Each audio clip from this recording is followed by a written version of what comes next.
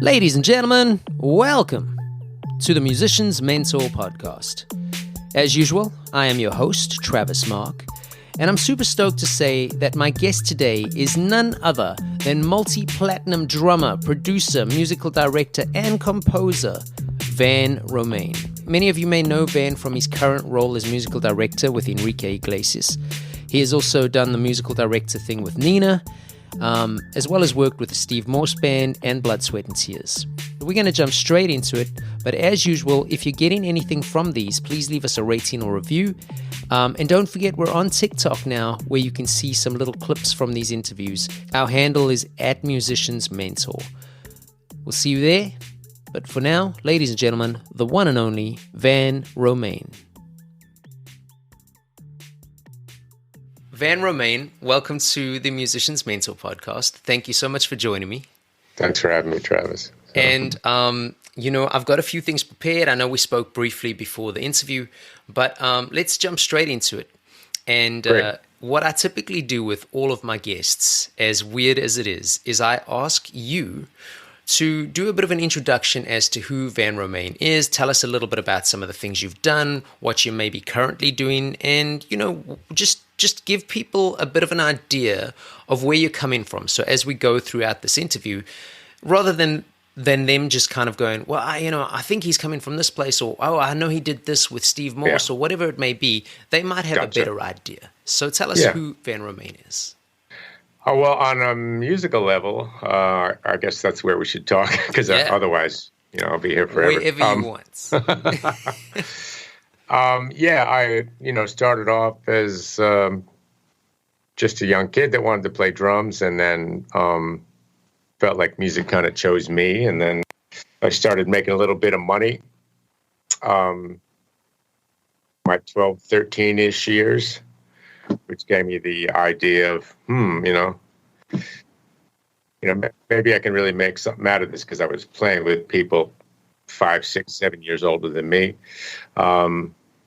So then I got more serious in high school about it, and I ended up going to University of Miami, studied for 3 years there, and then decided to leave there early to get to New York, because at the time, we're going back in the 80s now, like 80, 84-ish, the music scene in Manhattan was second to none, in my opinion, unless as far as the music that I was interested in. So I moved into Manhattan and lived there for 18 years, and that's kind of where I was still playing in a wedding band up in the area to pay bills, things like that.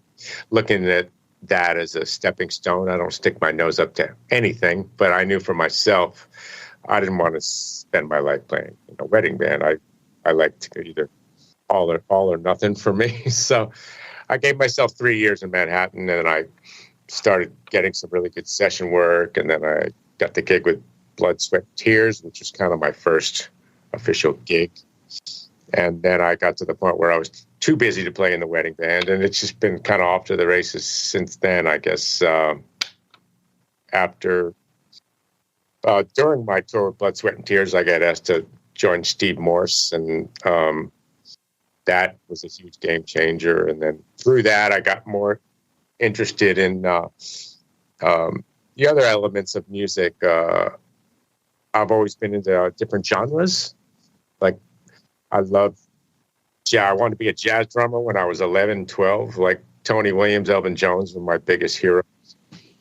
But I also loved John Bonham and Phil Rudd and rock and roll, meat and potatoes. I really appreciated that. And I also really loved, Black American blues and everything that came out of that, whether it's James Brown or Parliament Funkadelic or soul music, basically. And so I got a little more involved with digital audio, which led to like some more writing and producing, which is kind of one way or another led me into being a musical director for some artists. And I ended up getting married in Manhattan. Both my kids were born in Manhattan, and then moved out to New Jersey, and where I'm at currently, in my recording studio portion of my house here. And but I'm currently on tour on this kind of massive Enrique Iglesias tour that's known as the Trilogy Tour with Pitbull, Enrique, and Ricky Martin. And I happen to have 4 days off after we just played 2 sold-out shows in Miami there. And flew home to have birthday with my kids, and now I'm here talking to you. So, Amazing. yeah. And you've actually covered so much ground that I'm going to dig a little deeper into. Yeah. So you know, we'll kind of dissect a few things here. I know you briefly mentioned that, like, you know, the drum bug, it hit you quite young. And in my research, I saw that you had kind of started 5, 6 years old, which is incredible in itself. I mean, to be that kind of, you know, I enjoy this and I want to do it at that age, it's really quite something. What I wanted to ask was, you know, once that curiosity hit and stuff, and you briefly touched on it, that you were like, oh, you were playing with older guys and you kind of figured you could maybe do something with it. But, you know, once that decision was made to pursue it as a career, possibly a slightly ignorant question to ask, because at that age, you know, whether or not you really had an idea or a plan, I don't know. But what was your plan? Like, so obviously you wanted to be all in and you were playing with older guys making some money and stuff, but did you have a kind of a bit of a roadmap? Did you think, well, if I do this, this, and this, I might get to this point? Or was it just a matter of, let me just gig and kind of network and see what happens and take it from there? Yeah. Well, back then, and we are talking again about... Well, the other huge benefit I had when I was starting to play with older people, now I grew up in New Jersey in the suburbs, pretty much close to where I live now. That's amazing. But I'm a 30-minute train ride from the biggest city in the world, and not all musicians like harness that, and I understand it can be intimidating. But basically, there were these clubs. There was this club called 7th Avenue South, which is a very famous, tiny little club that every badass studio musician in New York went to after they worked all day in the studio to just jam and have fun. So I would wiggle my way into there at the age of 16, 17, and I saw Steve Gadd, I saw Steve Jordan, I saw Dexter Gordon, I saw Eric Gale, McCoy Tyner. All these people would just show up to hang out. It wasn't even an official gig. And then I would go to all these jazz clubs and see Elvin Jones. So I basically, that, to answer your question in maybe a slightly indirect way, that was my golden goose egg. Like, I wanted to do that, you know, and that's where it was happening. And it was so easy for me to go and check it out, where someone else, and this is before the internet, but even someone else that's living in the Midwest, they couldn't just hop on a train and go check it out with their girlfriend. And so anyway, that's the thing that was, my plan was I need to get my face, and now it's great with Instagram and Facebook and TikTok, and you can get your face in front of people now. Yeah. And I think that's a huge benefit, and I use that to my advantage as well. But at that time, it was really like you needed to be somewhere if you were willing to live in a little apartment in New York and hustle your drums in taxi cabs. And I'm not talking like a little portable handy kit. Yeah. It was either all or nothing. You're showing up sounding as good as you can every time in Manhattan in front of people that are seeing you. And that's just, I gave myself a timeline, like 3 years living in Manhattan. And if, so basically my plan was, I don't want to regret not having tried it in my 50s and 60s and reflect back. So I can afford to do this now. I was making some money in my wedding band and paying my rent. And, but yeah, I was like, I'm not going to live in this apartment forever. I'm not going to hustle my drums multiple times a day in taxi cabs, and which was sometimes a kind of an aggressive situation in Manhattan back in the day. And it was also the crack epidemic back then. It was nuts. And but for some reason, I don't know. For me, that's what I wanted to do, and I don't judge anyone that didn't, because I think success is about happiness in the end. When you really carve it all down, like, well, what's success for you? Oh, playing at Madison Square Garden. Yeah, but why do you want to play at Madison Square Garden? Oh, it's to do this. And once you ask those questions 5, 6, 7 times, you finally get to the, oh, it's because that would make me happy. Okay, well, then that's success. That's how I look at it. But I'm a little hot wired, and so that's how I did it. And yeah, that was my path. So, and if it didn't pan out, I probably would have, I don't know. Who knows? Going to law school or something like that. But I think with that kind of drive and determination, listen, it's the music industry, and obviously sometimes luck can play more of a part than we realize, But yeah, I'm a big believer in the harder you work, the more lucky you become. But I think with that kind of drive and determination, dude, I mean, even if you didn't land up in the position you're in, you still would have been doing something great within that vocation. It's a must be. I would hope so. I mean, I think also teaching is a huge honor, as long as you think that way. Yeah. And I haven't been blessed to actually do that because I'm still too busy making records and doing tours. Occasionally, I do a drum clinic. I used to do a lot more of that, and that was a great way to feel like I'm giving back and share with up and coming people. But yeah, I just I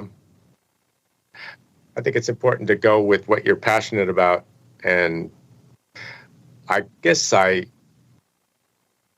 overall the most important thing for me is to not necessarily go, I want to move to New York and be famous and blah blah blah, or the main thing was like, I'm so passionate about music and I want to be able to share that with people. And if I can make a living doing that, that would be great. So how do I do that? And at the time it was either New York, LA, maybe London, but I didn't have connections there.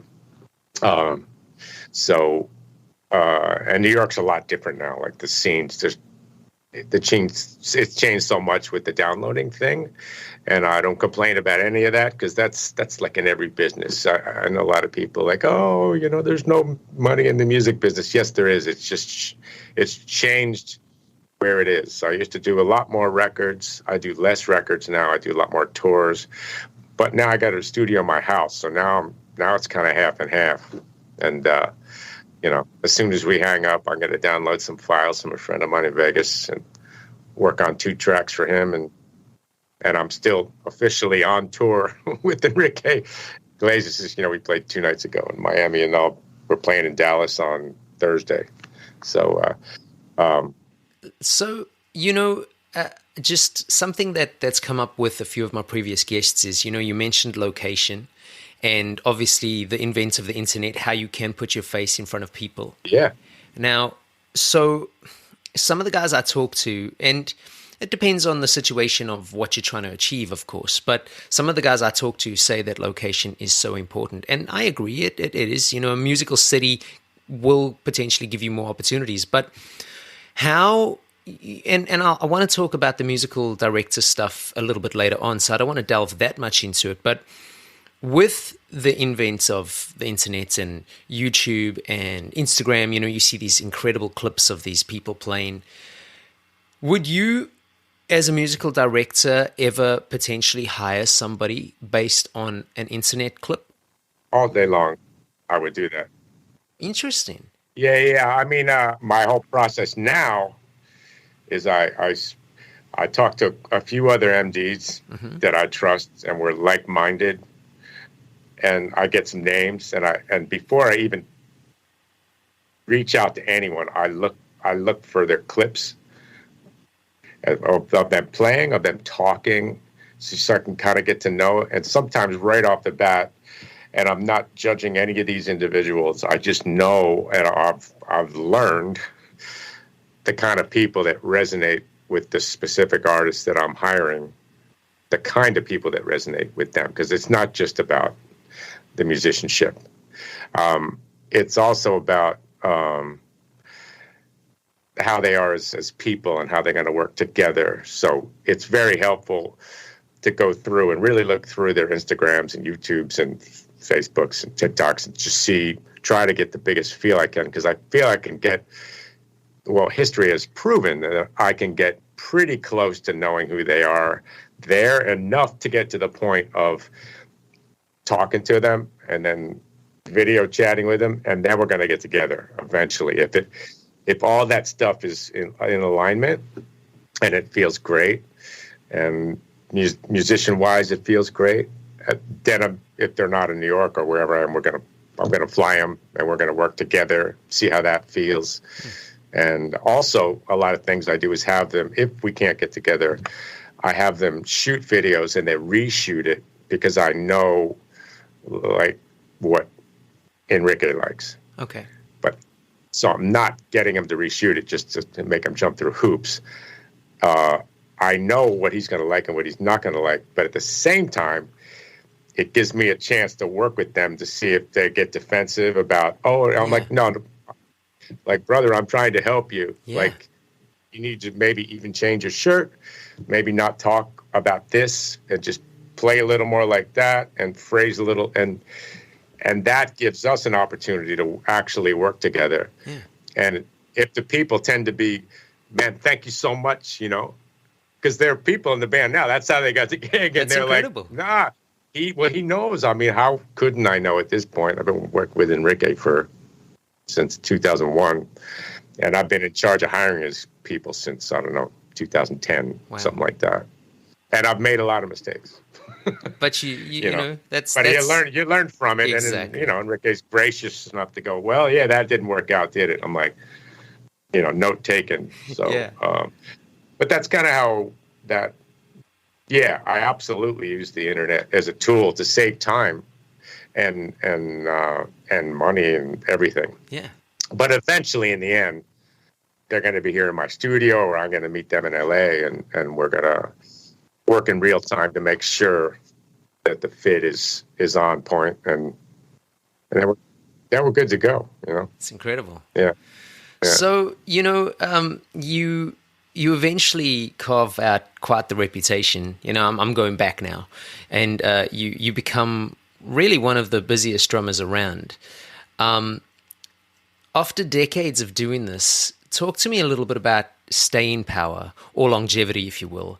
And, with the level you're at, what potential advice could or would you offer others on trying to maintain a position once they're in that position?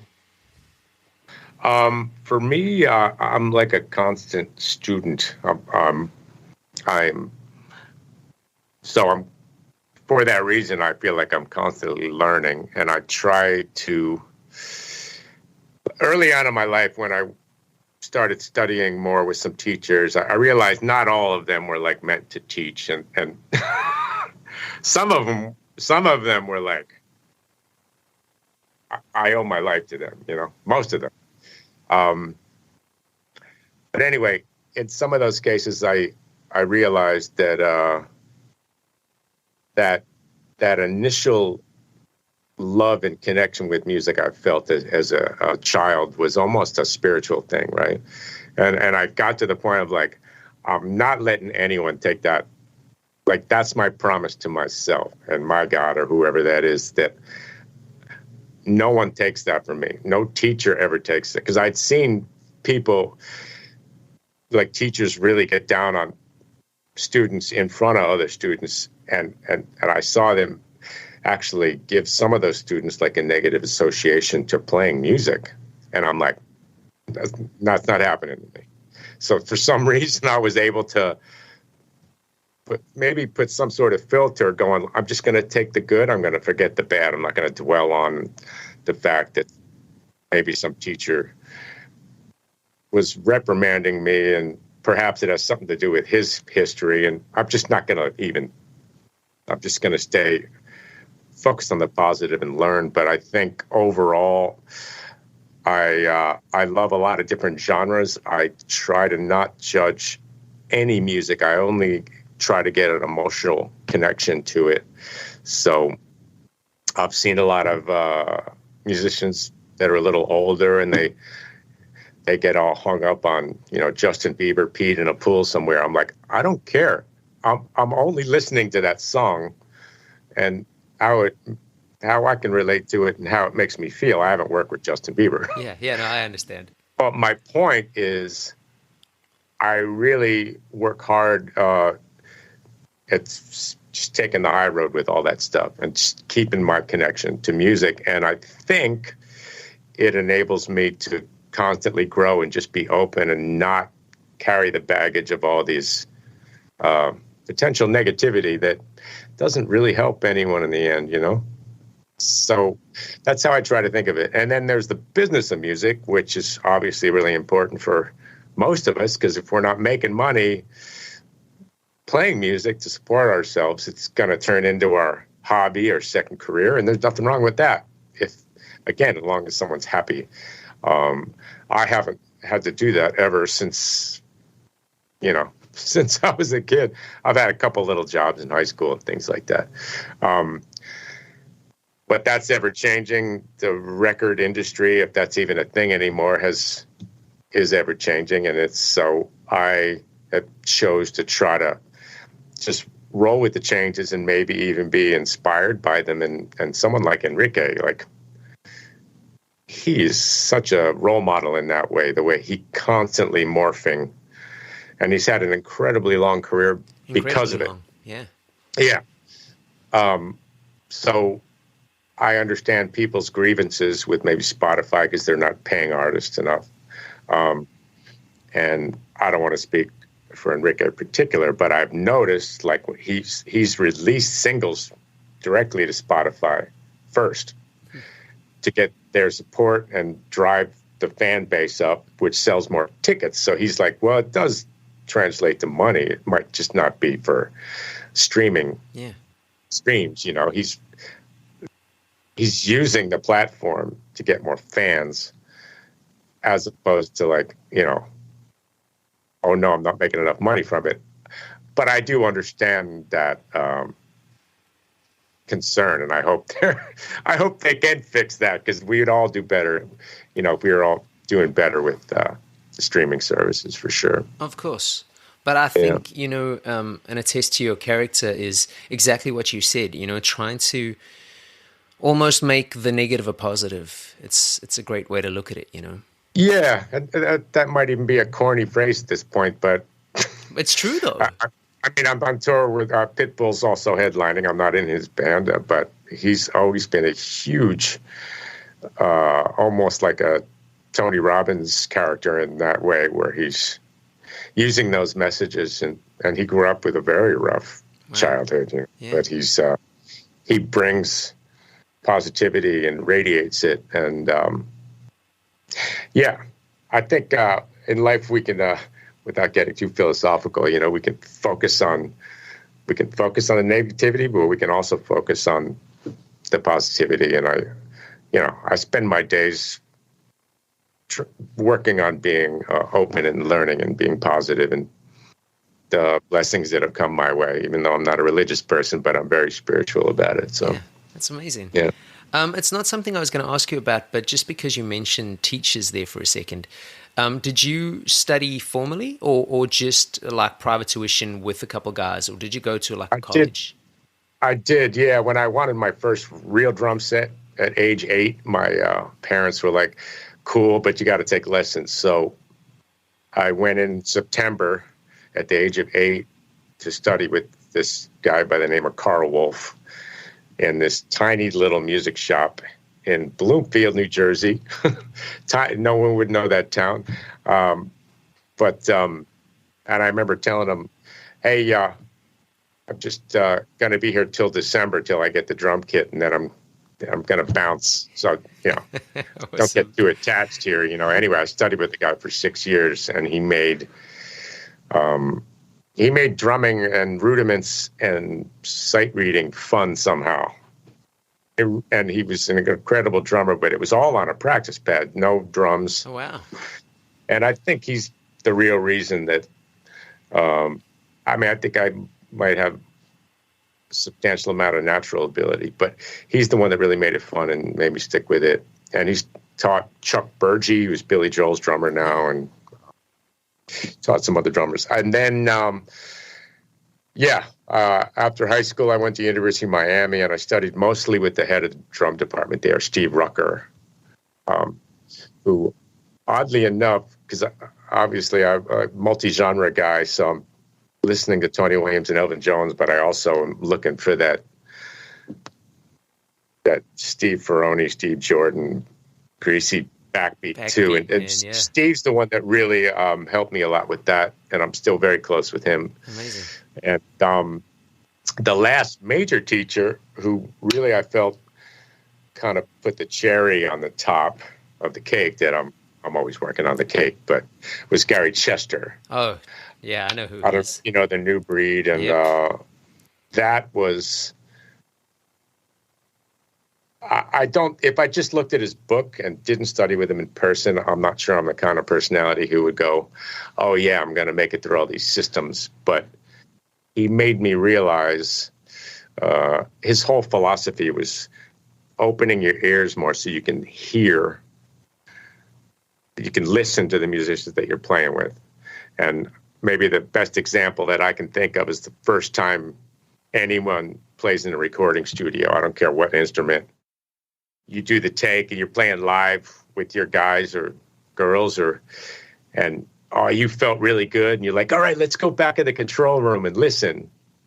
So now you're listening with 100% of your listening brain power, and you're like, oh my God, I'm the worst drummer in the world, So point being, when you're playing, you have to use a certain amount of your brain energy to pull off what you're playing, regardless of the instrument. So Gary's systems were, the philosophy behind it was having you play these ridiculous things, like each limb playing something different, and then you're singing the click track, and then you're sight reading with the fourth limb, and it keeps changing, and then you do it lefty. And it seems crazy, but it actually opens up your mind to be able to just play like straight grooves, where I can really, like with Enrique, I can hear, as long as my monitor mix is good, I can really hear everyone's pitch, like if they're rushing certain parts or not. And in general, band's incredible, but we're always trying to improve it. Of course. In creative ways, Yeah. And, but yeah, Gary Chester was the one that studying his systems. It's just a priceless tool that's enabled me to play with a click better, to play with tracks better, which is becoming ever more popular. And yeah. Man, I've never met anybody who actually studied with him, so that's incredible. I mean, I'm a big fan of that book. Yeah. I remember delving into that in my teens and just also mind blown, thinking that you go from thinking, oh yeah, I can do stuff pretty cool, to trying some of those systems and going, wait, like every limb doesn't work how it's supposed to. It was mind blowing, Yeah. Anyway, okay, let's get into the musical director position. Can you talk us through your basic responsibilities in that position? I know it would differ for different people based on their bands, but yours with Enrique, and also, could you potentially include what you would consider is the hardest part about holding that position? We off? 30 seconds of carefree bliss. Oof, like wind in your hair carefree. Oh, like using Clorox Disinfecting All-Purpose Cleaner in the home carefree. Yes. Like dog slobbing on the coffee table and cleaning it with Clorox carefree. He's on a roll now. Spit toothpaste on the faucet. You got it. You got it. Peanut butter on the light switch. Oh, spritz. Spritz. Clorox, man. Clean feels good. Okay, we're back. Use as directed. Well, it does include a lot of different things. Mostly for me on this tour presently, it's so my title would be band leader / musical director. In Enrique's world, one of the producers that produced all Enrique's last big hits,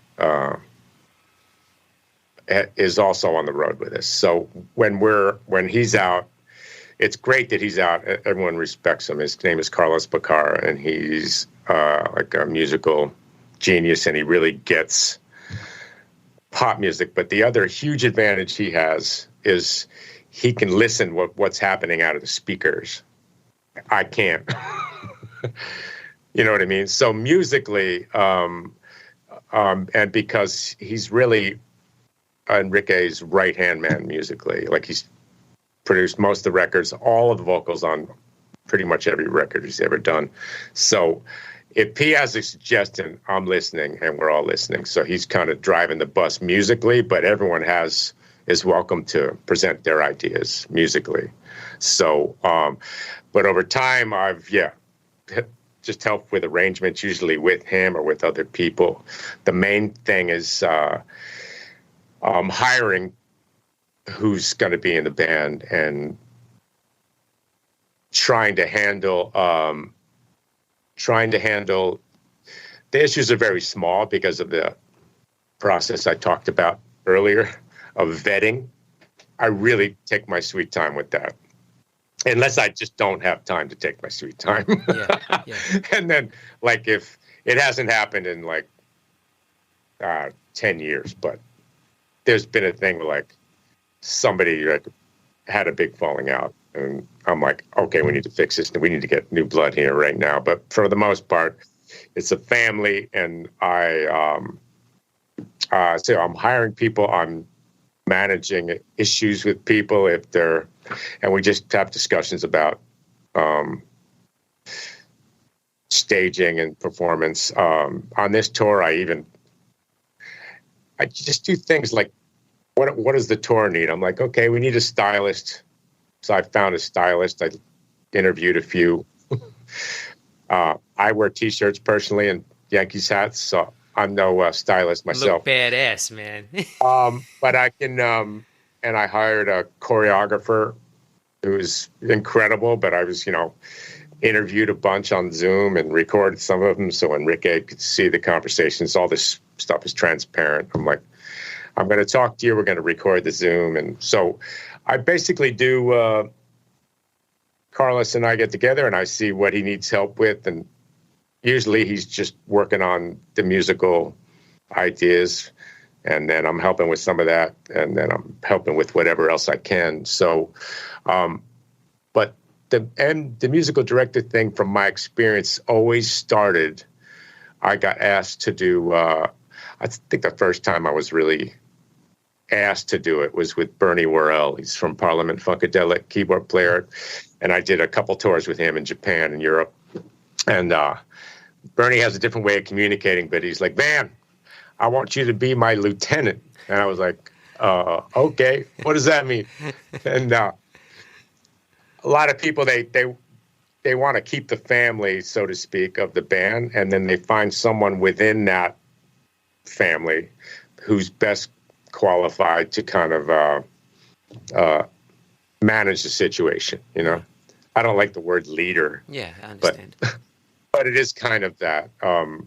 And so I did it with Bernie, and then I started touring with Nena, 99 Red Baloon's fame. She was kind of getting back into music after being a mother, and I watched her become like arena act all over again, very successful. But my second tour there, she asked me to be the musical director, which was hilarious because I'm like, I don't speak German. I live in New York.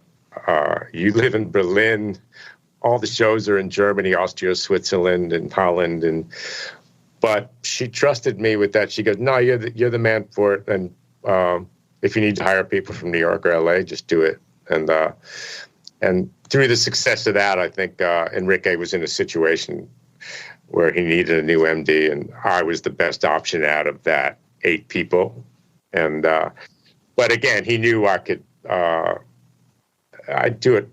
I used the help of other people, almost like an entrepreneur would. I'm not like, it's my way or the highway. I want to find people that also have great ideas for the show, and we we just use the best idea, you know? Yeah. So, yeah. And again, possibly an ignorant question to ask, but is there anything that musicians in touring situations who might aspire to become a musical director within that situation can try and do? Let me put it in a more hypothetical situation. Let's say a drummer is in a situation, they're in a band that's on tour, there's already a musical director. That position might never come up, so you know, but they might personally just feel like that would be something they would be good at. Is there anything you feel characteristic-wise that they could do that might eventually lead them to that position, whether it's in that band or another? Yeah, it's an interesting question because I've never really thought about it. Like, I know what's worked for me, and I think the reason I got asked initially, I know the reason why I was asked initially is because I was the most combination of things, I would say. I'm a firm believer in, like, being successful in anything involves a person adding more value to someone else's, in this case, somebody's touring life, like the artist, adding more value than other people have. I'm not thinking in a competitive way. I'm just, if someone's hiring me to work with them, it's somewhat be the same relationship between, like, Gretsch Drums wanting me to endorse their drums. Like, I'm going to deliver on that so hard. Yeah. You know what I mean? Like, I wouldn't be able to sleep at night if I wasn't holding up my end of that, because I'm complimented so much by it. So if someone's asking me, when Bernie asked me, I took it very seriously. And, but I think the main thing is how you're dealing with people and not getting, the other thing I realized pretty early is if someone's name is on the marquee and they're selling 10, 15, 20,000 tickets, that's a little bit of pressure. So they're going to be losing their shit, so to speak, every now and then. And my job is to be like, I'm listening to you. I'm not joining you in the, I'm like, I got you, you know, like, so that's probably the biggest part. And then really understanding and caring about the music in a selfless way, which would apply to any musician being successful, being an MD or not being an MD.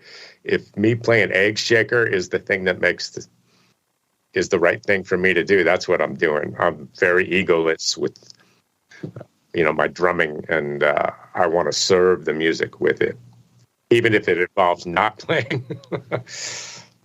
And so anyway, I don't know if any of that makes sense, but it's basically being emotionally stable and somebody that people can rely on, you know, because it's a lot of pressure for these people. And Nena was a real tricky one too, because she's just an amazing performer, and the success came back. We were playing in front of 500, 1,000 people, and we did another record that went triple platinum. She won Artist of the Year again, all this thing, and it was like, we went from that to like arenas with these guest artists, with our orchestra. Yeah. And she's a mother with 4 kids. And so, yeah, I was kind of her Rock of Gibraltar with the music part of it. You know, she's got a husband, very supportive. So that's kind of the way I see it from it's a good way to my look at it. experience with it so far. Yeah. You know? And what about, you know, hiring musicians? I don't want to talk about the musical aspect. I feel you've covered enough of that already, you know. But characteristic-wise or attribute-wise of things that might help people actually stay on a tour. They've got the chops. They're great musicians, but maybe they're not so stable or something. You know, I ask more out of interest because I remember talking to Donovan Hepburn from Take That. He was the musical director for Take That pop band from Britain. And I mean, I interviewed him like 10 years ago, and I remember him saying, we were talking about the MD thing, and he said something, and it always stuck with me. Something he said was, you can't be on a tour bus if your personal hygiene isn't a thing. And it was something that, like, it's obviously a no-brainer. It was a no-brainer, but like, it was something that I kind of thought, man, I bet you musicians take a drummer. A drummer's back then reading Modern Drummer magazine or going on the website of choice and reading about, I practiced 14 hours a day and I learned all my rudiments backwards and all this. But no one ever talks about stuff like that. And I was like, wow. I got the impression that someone on the tour bus was about to lose a gig because they were maybe not so kosher. But I could be wrong. But so characteristic-wise, what would totally seal the deal for a musician for you? That's funny. That's funny. That's that's a concern too. Is the hygiene. It's really the whole picture. It's the whole picture. Is musicians that are starting with the music, like they have enough command over their instrument where they're adaptable, and they're they want to be part of the bigger picture of the music. They want to be part of a team that makes it really powerful for the audience. And if you have, I guess we all know, you've got 4 great band members playing in sync, and then you get one person even playing tambourine that's kind of fucking around. Everyone's like, whoa, Yeah. So people that, just are adaptable and they take suggestions well. They also have suggestions and they know when to bring the suggestions up, because there's sometimes if you come in too early in the game and you guys kind of proven yourself, it can be like, okay, too many chefs in the kitchen situation. So that's just a personal thing, I would say, where you either have a radar for that stuff or you don't, But I had a guy come in and audition for guitar, and while we were taking a break, he went around and played everyone's instruments without asking them. And we all know what happened there. Really talented guy. And I've actually gotten to know him. He's actually a pretty cool guy, too. I was like, okay, our work is done here, Yeah. So, but the other thing, just about being, I know a lot of musicians say this, but being someone that people like to spend time with, and how do you practice that? So, but so I guess the only way is just being cognizant of reading the room, whether it's a tour bus, and everyone's got different situations with their tour. Like this, Enrique thinks a big budget thing. We have a tour bus, but we also have hotels every day. So it's bus ride, we get to the hotel, we're in so a lot of people, if they get a bus, they want to keep their overhead down. They're living on the bus. Yeah. And then they occasionally will get a hotel room for a shower, but often they're using like showers at the venue. And I've done some of those kind of things, but it's hard to put a finger on it, but basically someone that's looking at the whole picture and how can I fit into this and this team of people and support it and be contribute to the final product of having great shows, even if it involves not saying anything or speaking up at certain points. So that's that's a hard thing to put your finger on. But in some cases I've seen people like being a little boasty about things online. I was like, it doesn't feel like the right fit, So, we're all boasty. We're all posting and trying to get people seeing us. And I'm doing it all the time because I want people to see me. I still work with other people and I'm inspired to work with new people. And that's part of my outreach too. And so I get all that. That's another thing that's really important that not a lot of people talk about And I used to do this as well, which was, I don't take it as a good thing. Is if I get to the point where I'm talking to someone about hiring them, I don't want the money thing to be like the first couple questions that they ask. And I consider myself a businessman. I am absolutely going to talk about money with these people, but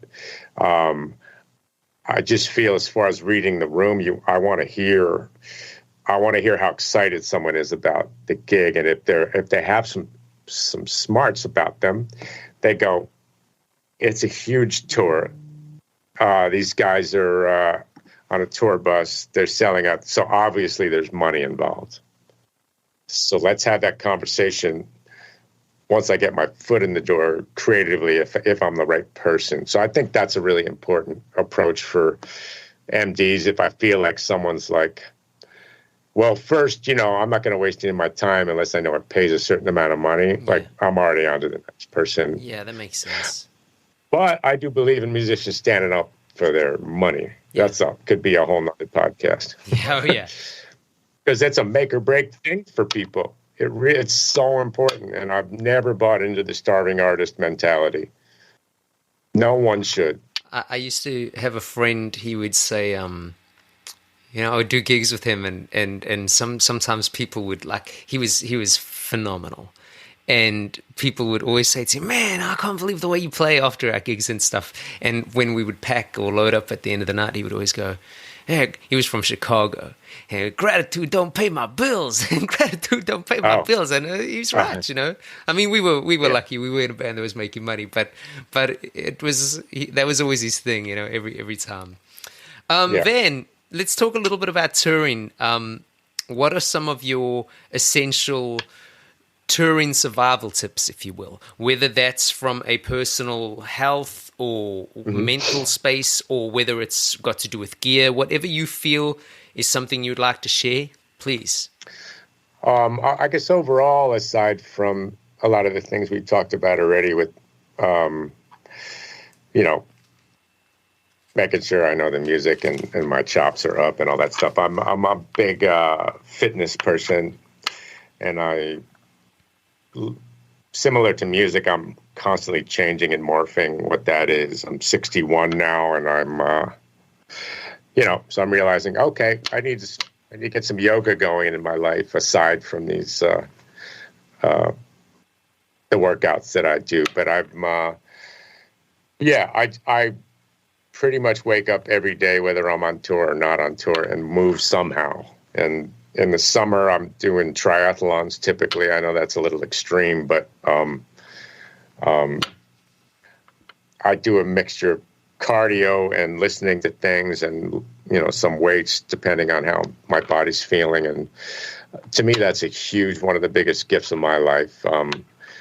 And it absolutely just fuels everything else in my life, from how I am with my family, for how I feel on the drums, and how it keeps me inspired with my energy to be open to new music and new software that I'm developing, not developing, but using. And that's a huge thing for me. And I don't preach about food or diet or anything, but I've been a pescatarian since 2002. Wow. I don't, I cooked steaks last night for a bunch of people we had here. I just found that my body works better without meat. Yeah. Fish seems to be okay. Eggs seem to be okay. I don't preach about it, but I put much more thought starting in my late 20s, early 30s about what I'm putting in, Yeah.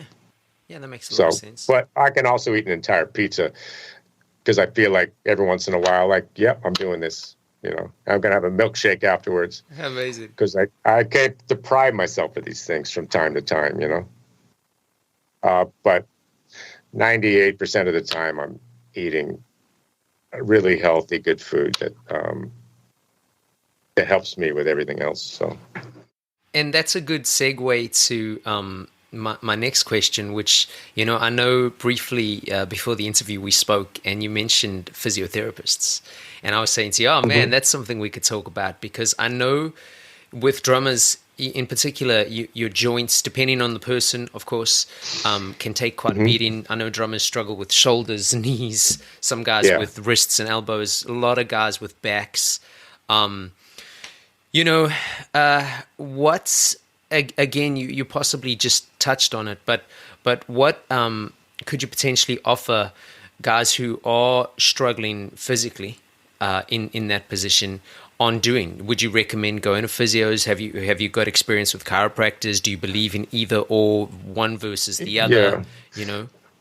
I've had mixed results from chiropractors. I had, and I'm assuming you're talking about the physicality of drumming. Totally. Right? Okay. So I had, a ways back, I had really bad tennis elbow from drumming, right? And I went to a physical therapist that practiced Feldenkrais, which is like a different version of the Alexander technique, which turns out isn't that popular.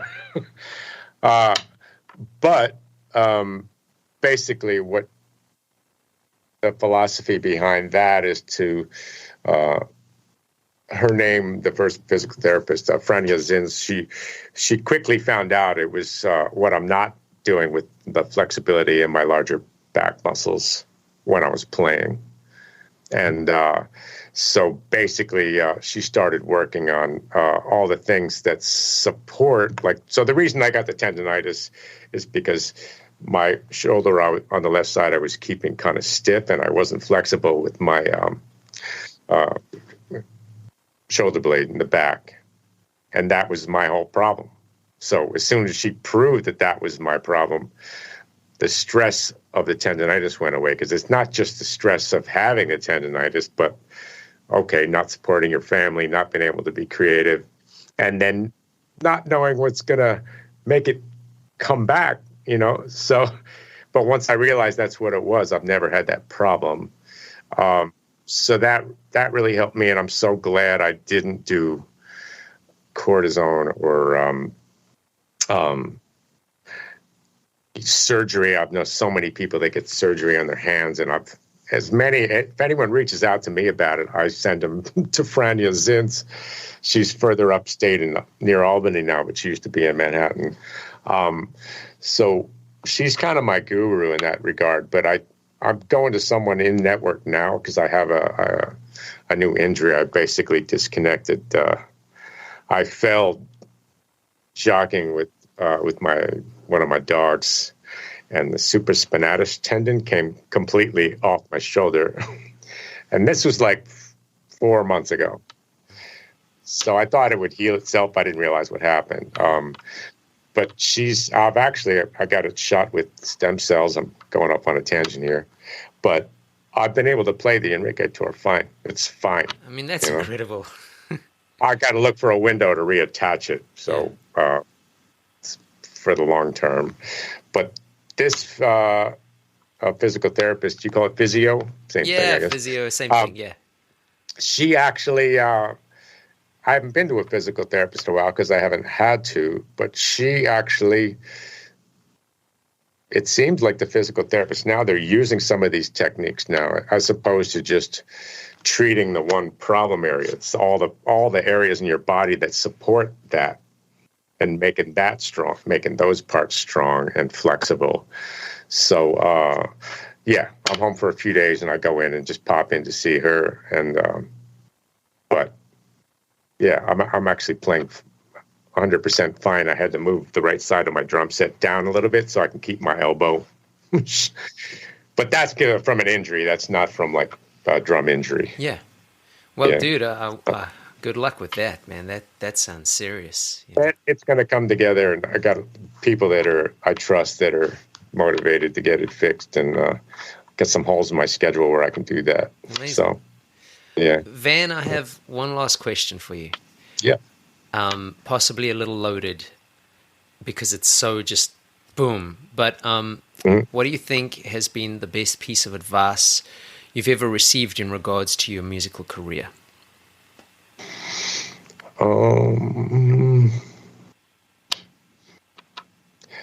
I guess it's a really short one, and it goes back to what we talked about earlier, which is moving to New York and getting in front of people. Yeah.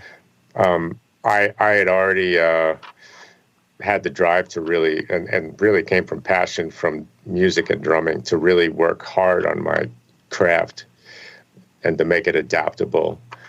And so I felt like I always had that in my pocket, and I still do. I still work on stuff. But it was getting in front of people, and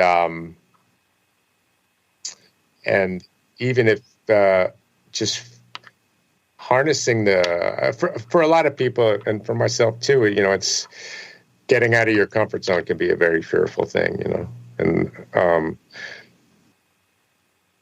but man, the more you can just do it, the better off anyone's going to be, because there's all these other things we haven't tapped into. And for me, for me, it might have been easier moving into New York because I got to know the city a little bit, and but moving in there and really going for it was, it's like, okay, this is intense, but it's how everything paid off for me. And basically, that's changed now, as we just talked about. You can get in front of people on the computer, and that's a beautiful thing. I really am so grateful for it. But yeah, sometimes you get out of your comfort zone. Sometimes that comfort zone's too far, and it takes people away from their happiness. So I understand that. But that's the best piece of advice I ever got was move to New York. But if I was the same position now, I don't know if it would be New York. But it would be somewhere, where I could play music in front of people that are coming to see talent in the most condensed areas where movers and shakers are, and it ain't in the middle of the country. It's not New Jersey here, even though Asbury Park is turning into a thing now, which is exciting. Cool. Yeah, it is. And that's the best advice that was given to me that's paid off in the long run. And I've also learned from other people what not to do, like giving up your music career to make someone happy so you could marry her. That's never happened to me. Yeah. But it happened to a few people that I really are incredibly musicians. And what I found out was, well, then she stopped respecting him because he did that. And then he also lost his career and the woman he loved. So I think it's really at the expense of preaching here. It's important to take care of yourself and be truly happy with what you're blessed to do. And that attracts the right people in itself, even if it's not that person you're with today. Yeah. So, no, I couldn't agree more. And the in conclusion, the overall theme of just staying true to yourself and trying to find happiness is just, it's inspiring stuff. Yes. And if you're not true to yourself, you're not going to find people that are aligned in that way. Yeah. Yeah. And you end up chasing your tail. So it's better to just stick it out and go, no, this is what I was meant to do, and then good things all fall in place. And I continue to see the gifts of that in my life. With celebrated my beautiful kids' birthdays yesterday. Congratulations! Here with a bunch of people, and that all happened for those reasons. And and I'd like to pass that on to them and anyone else that sees that kind of magic and how it works. So that's incredible. But, well, Van, we're gonna end there.